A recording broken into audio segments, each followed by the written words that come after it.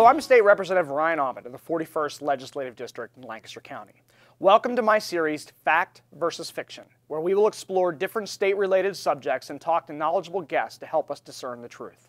We're joined today by State Representative Bryan Cutler, who represents Pennsylvania citizens in southern Lancaster County. Representative Cutler is here to talk about a topic that's received a lot of attention recently: public union paycheck deductions. Representative Cutler, thank you for being here today. Can you start off by explaining the problems as you see it with public union paycheck deduction and what it means for Pennsylvania? Well, under current law, both for Commonwealth employees as well as local municipal or school district employees, we allow paycheck deductions for a variety of things. The ones that I'm most interested in, however, are the ones that actually utilize public assets for political purposes. Many people say, well, what is that? For example, there are some provisions that actually allow deductions for political contributions or PAC money. This is money that goes directly to candidates. That is, checks that can be written to candidates to attend a fundraiser or attend an event. And then additionally, we also allow for dues money to be deducted as a provision of the contract that is usually negotiated amongst the parties. And that money, a portion of it, can also be used for political purposes. That money cannot be given directly to candidates, but it can be used for mailers, get out the vote efforts, or other advocacy type events. So to address this issue, this session you've introduced House Bill 1507. And as I understand it, this is a proposal now that you have introduced in a number of consecutive sessions. Can you talk a little bit about your history with the issue and specifically what your proposal does? Yes. This session is 1507. Last session it was 1418. As you know, the bill numbers change and the language changes as you learn new facts about the particular issue. However, it's an issue that I've been working on for about 4 terms now. It was actually an issue that was brought up by one of our former teachers. It was a teacher at the local high school who said, you know, I really don't feel comfortable having this kind of activity with some of this money, and more importantly, the activity specific to the political activity with some of the dues money.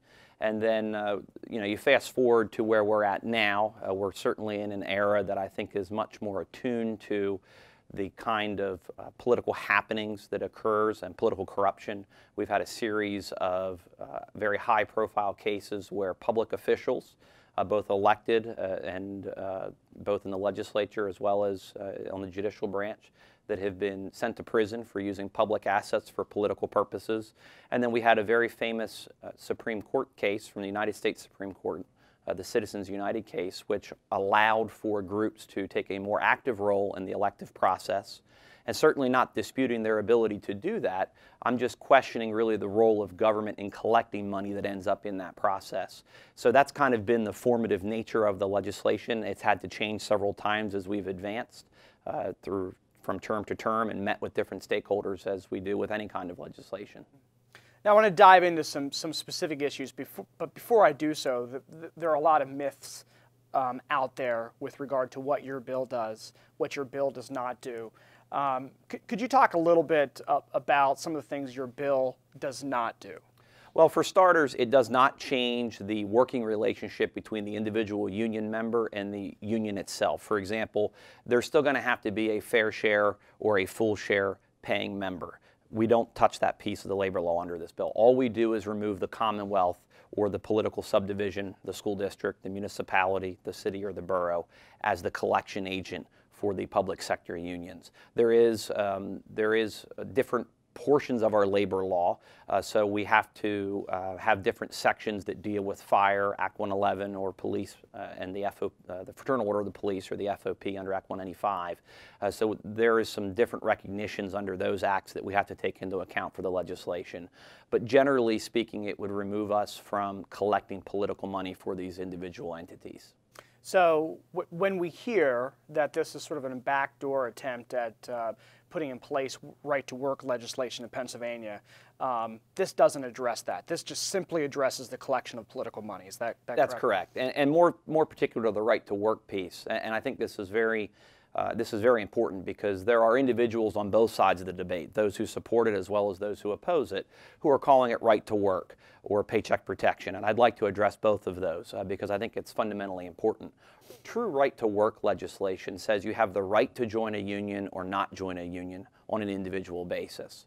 And under Pennsylvania labor law, and this will not change, you can have a condition to work that you have to be a member in good standing. In other words, you have to be a member who is paid up on your dues, whether it be full or fair share. That will not change. So it's clearly not right to work legislation. And true paycheck protection is very similar to Washington State passed.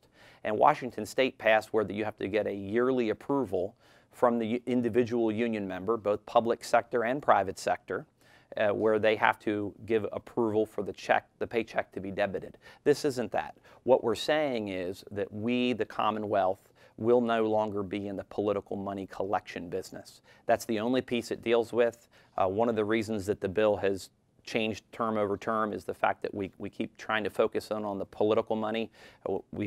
I've had discussions with some of the stakeholders in regards to the fair share piece, offered several compromises in regards to that, and most recently at the press event that we had here at the Capitol. One of the other criticisms has been that payroll deduction essentially costs the taxpayer nothing. There's zero cost to the taxpayer for these payroll deductions. And under the legislation, payroll deductions for insurers, big banks, credit unions, retirement plans, benefits, or even charities like United Way, those are still allowed. Can you talk about the difference between the deduction for union dues and the deduction for a charity like United Way? Absolutely. And it really comes back to fundamentally how the money's being used. After the Citizens United case, it gave 501c4s, which are super PACs, and 501c5s, which are labor organizations, the right to engage in political activity, direct advocacy for a candidate, vote for or vote against a certain individual or a certain issue. And that is recognized by the federal government. It's recognized by the IRS regulations, and these individual groups have to disclose that information. They have to disclose it on their federal filings as well as to their individual members in their own publications. And I have documentation of all of that. And since they're allowed to engage in that activity, that is the concern that I have. We're collecting that money that ultimately is political in nature. So when you look at that, those other groups don't engage in that same kind of partisan political activity. And again, that's why you get into that distinction. And that's why I offered the fact that we could in fact potentially still collect fair share, because that's the non-political or the non-partisan piece of the dues. That's the administration, that's the negotiations, worker representation. However, up to this point, that certainly does not seem to be a compromise that some of the stakeholders are interested in entertaining.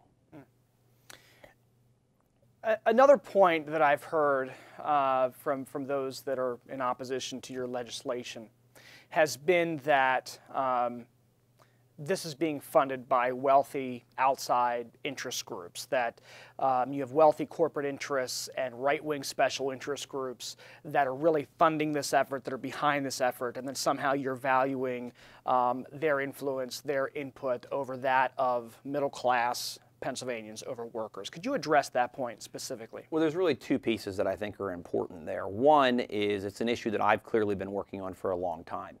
And just because groups may individually support or oppose the legislation itself doesn't mean that I support or oppose everything that they stand for. So I think there's an important distinction there. Second of all, I think it's also important to note that even if these groups that are allegedly behind it, they spend their own money to collect their own political money. And that's really all we're doing, is asking every group or every individual to collect their own political money. And we're really looking for some parity through government, not favoritism. And that's really, it's really no different than you and I do, for example. A lot of folks say, well, what's the problem with allowing these deductions? You brought up earlier, well, the cost is really insignificant. Perhaps at the Commonwealth level, that may be true. But if you talk to a lot of the boroughs, local municipalities, or some of the cities, they still have a very manual driven payroll system. So it's very labor intensive for them to actually sit down and go through some of these But I'll provide an example that I think really highlights what my concerns always have been about the current system that we have.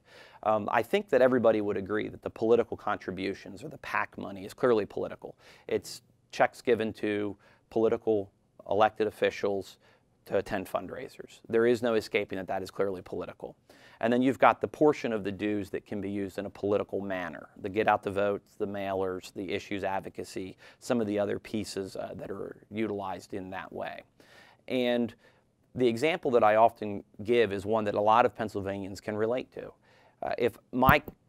And I don't do this, I want to be very clear, but if my political arm would send out a fundraising email and say, you know, I'm running for office for re-election, I'd like to raise some money to help pay for that, but I understand that it may be difficult for you to get the check to me. So just feel free to stop by my legislative office at your convenience. The next time you come in to work on an issue or we're there helping you, feel free just to give it to one of my staff.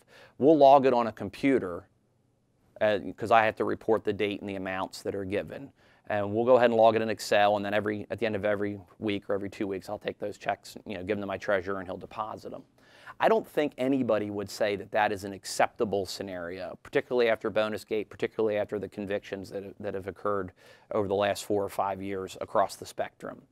And yet, the arguments or the defenses that are being used by those who defend the payroll deductions of clearly political money is really the same. It's convenient for everybody involved. It's an asset that's already been paid for. The individual's already there working, and the computer, the program is already there deducting it. How hard is it to draw one more line item out? And it really gets to the root of the argument. It's not a monetary cost argument. We're not doing this to save the budget, although I would argue that there is some element of cost, at least an opportunity cost. That's not my main objection. My main objection is an ethical one. I think that you need to have an arm's length transaction between individuals who want to engage in political activity and public assets. No group or no individual should have the ability to utilize resources for political gain. And that's really what we need is government neutrality in the political process, not that kind of favoritism that currently exists. We have time for just one question, perhaps. Earlier in your comments, you talked about some of the well-publicized incidents here in Harrisburg within the General Assembly. We have 2 former speakers of the House who are currently in prison for utilizing taxpayer resources for political purposes.